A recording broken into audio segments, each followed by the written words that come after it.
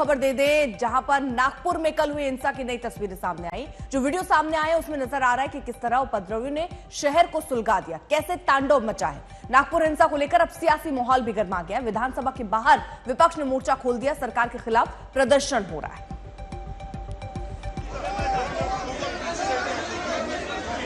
ऋत्विक भालेकर मेरे सहयोगी इस वक्त जुड़ गए हैं तमाम जानकारी के साथ। तो आज महाराष्ट्र विधानसभा में बवाल के पूरे आसार हैं। ऋत्विक, ये जो हिंसा का मामला है किस तरीके से इसे विपक्ष उठाने वाला है, क्योंकि सवाल लगातार प्रशासनिक व्यवस्था पर उठ रहे हैं और ये कहा जा रहा है कि ये सुनियोजित साजिश थी।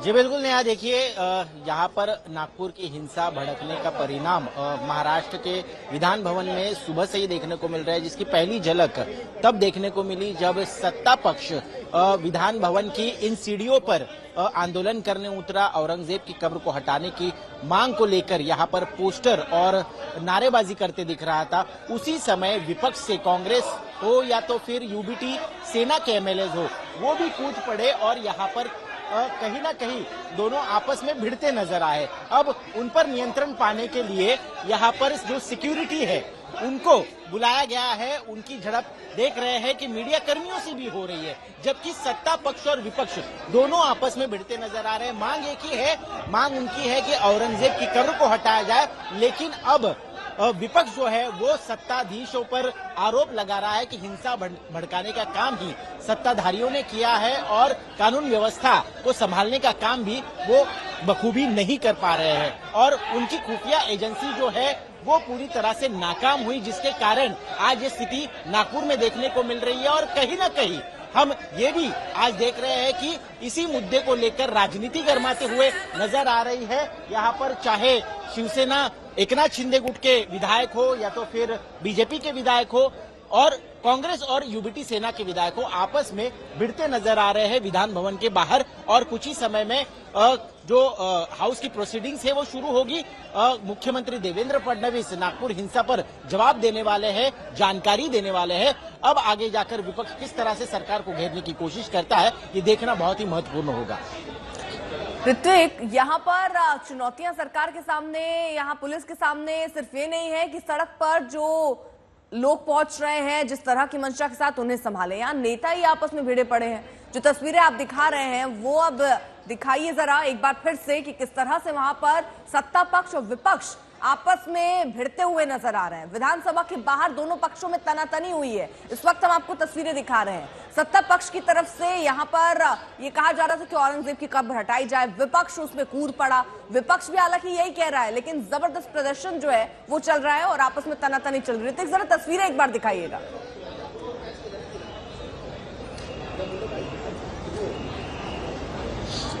जी बिल्कुल, देखिए फिलहाल तो परिस्थिति जो है वो नियंत्रण में लाने की कोशिश पूरी तरह से की जा रही है, क्योंकि विधान भवन की सिक्योरिटी पूरी तरह से यहाँ पर तैनात कर दी गई है और कहीं ना कहीं सत्ता पक्ष और विपक्ष के जो विधायक हैं उन्हें अलग करने में वो कामयाब भी हो गए हैं। लेकिन अभी भी यहाँ पर जो है मीडिया कर्मियों को पूरी तरह से घेरे रखा है ताकि वो ये कवरेज ना कर पाए।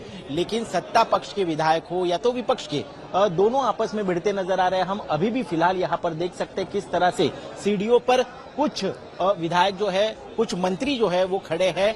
यहाँ पर प्रवीण दरेकर हो या तो फिर यहाँ पर कई सारे शिवसेना के विधायक हो, वो अंदर जाते हुए हमें नजर आ रहे हैं। हालांकि हम देख पा रहे हैं एक दूसरे के खिलाफ नारेबाजी यहाँ पर हुई। नारेबाजी के बाद आपल्याला ट्रान्सपोर्टेशनला पैसे देण्याची वेळ आहे की बाबा तुम्ही घेऊन जा, आम्ही तुम्हाला ट्रान्सपोर्टेशनला पैसे देतो। हा, अशा प्रकारची अवस्था आहे। त्यामुळे एक आपण यात निर्णय घेतलेला आहे की एक समग्र पॉलिसी या संदर्भातली आपण तयार करू, ज्या पॉलिसीमध्ये ऑक्शनचा रूट असला तरी लोकल जे तिथले उद्योजक आहेत त्या लोकल उद्योजकांना काही ना काही त्याचा भाग कसा मिळेल अशा प्रकारचा प्रयत्न देखील आपण त्याच्यामध्ये करू। आणि ज्या भागामध्ये राख उपलब्ध आहे आणि त्या राखेवर कुठलाही उद्योग नाही, त्याच्यावर प्रोसेस होत नाही, ती जमाच होते आहे, ॲश पॉन्ड मध्ये जमा होते आहे, बणमध्ये जमा होते आहे, अशा प्रकारची जी, तर त्या ठिकाणी एकतर त्याच्यावर काही उद्योग उभे होऊ शकतील अशा प्रकारची एक पॉलिसी तयार करून त्या उद्योगांना सबसिडी देऊन त्या भागामध्ये तसे उद्योग तयार करून 100% ऍश जी आहे ही कशी आपल्याला त्या ठिकाणी वापरता येईल अशा प्रकारची एक पॉलिसी आम्ही पुढच्या 1 महिन्याच्या आत तयार करू। तस्वीरें विधानसभा के बाहर की आप देख रहे हैं, जहां पर विपक्ष लगातार हमलावर है। सवाल सरकार से पूछे जा रहे हैं कि अगर इस तरह का जुलूस निकाला जा रहा था, क्या प्रशासनिक व्यवस्था दुरुस्त नहीं थी या फिर ये एक सोची समझी साजिश के तहत किया गया है? क्योंकि 2 घंटे तक नागपुर में उपद्रव चला है, जिसमें हिंसा के चलते काफी क्षति पहुंची है, चाहे वो घरों को क्षति पहुंचाई गई हो, वाहनों को क्षति हो। तो औरंगजेब की कब्र को लेकर ये पूरा विवाद था और ये सियासत लंबे वक्त से चली आ रही है। अब इस सियासत का ये नतीजा निकलेगा, ये सवाल अब विपक्ष भी पूछेगा सरकार से। विधानसभा के भीतर बाहर पोस्टर बैनर के साथ विपक्ष के तमाम नेता इस वक्त मौजूद हैं।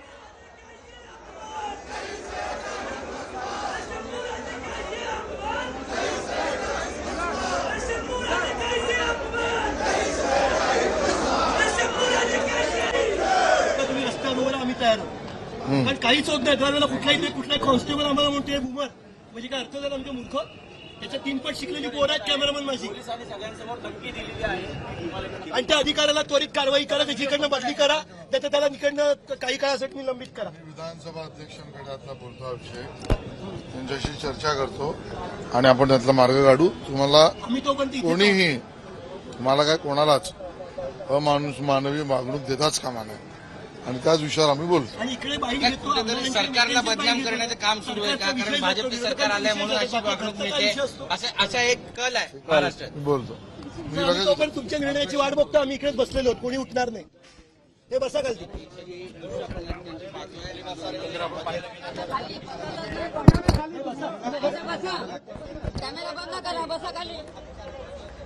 ऋत्विक भालेकर हमारे साथ, हमारे सहयोगी इस वक्त लगातार मौजूद हैं। ऋत्विक, जिस तरह से ये बवाल बढ़ रहा है, हम देख रहे हैं कि अब सरकार के सामने चुनौतियां भी बढ़ेंगी। यहाँ स्थिति को बनाए रखना ये एक तो चैलेंज है ही, दूसरी तरफ विपक्ष जो है वो अब तीखे वार करेगा।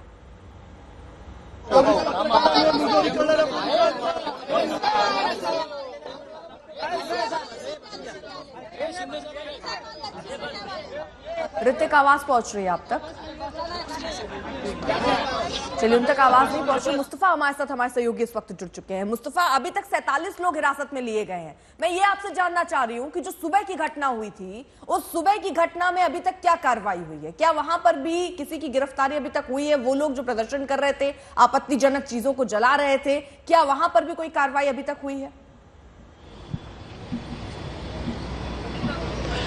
जी बिल्कुल, आप कह सकते हैं कि नागपुर कमिश्नर जो रविंद्र सिंघल जो आज तक से बात करते हैं, उन्होंने जानकारी दी थी कि जो सुबह प्रोटेस्ट करते समय जो घटना सामने आई थी, जिस पर आक्षेप लोगों ने जताया था, उसमें कुछ 7 लोगों को आप कह सकते हैं कि उसमें केस दर्ज किया गया था, एफआईआर दर्ज की गई थी। उन लोगों को अभी तक गिरफ्तार किया गया है या नहीं, ये उन्होंने नहीं बताया। उनका कहना था कि कुछ एक डेलीगेशन आया था, वो वीडियो सर्कुलेट होने के बाद जिस डेलीगेशन को बताया गया कि पुलिस कार्रवाई कर रही है, वो लोग सेटिस्फाई होकर चले गए। लेकिन शाम को जो भीड़ इकट्ठा हुई है, इसी इशू को लेकर के उन्होंने एक आप कह सकते हैं कि दंगा फसाद का माहौल जो है वो नागपुर में बना दिया। तो कहीं ना कहीं पुलिस ने जो सुबह में हुए प्रकरण पे कार्रवाई की है, उस पर कठोर कार्रवाई नहीं हुई, या फिर जब वो चीज वायरल हुई थी तो उसके रिएक्शन हो सकते हैं, इस चीज का अनुमान नहीं लगाया जा सका। और कहीं ना कहीं जो बंदोबस्त जिस तरह से होता है, आप कह सकते हैं कि जैसे यहाँ पर हम लोग आए हुए थे, उनका कहना है कि होली के समय पर जो बंदोबस्त था, उतना बंदोबस्त भी अगर होता तो ये घटना को रोका जा सकता था। लेकिन दूसरी ओर हमने ये भी देखा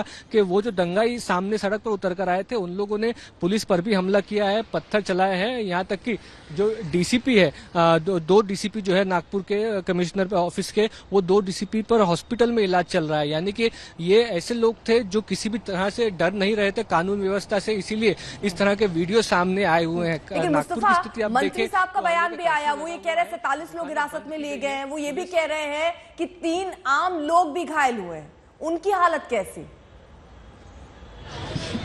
जी बिल्कुल, जो 45 लोग हिरासत में लिए गए हैं, वो जो शाम को हुई घटनाएं हैं, महल हो बाकी की जो जगह है, उन जगहों पर हुई जो घटनाएं हैं, उन घटनाओं पर जो एक्शन हुआ है उसके आप कह सकते हैं कि लोगों को हिरासत में लिया गया, उन पर पुलिस कार्रवाई की गई है। कुछ देर में उनको कोर्ट में प्रोड्यूस भी किया जाएगा।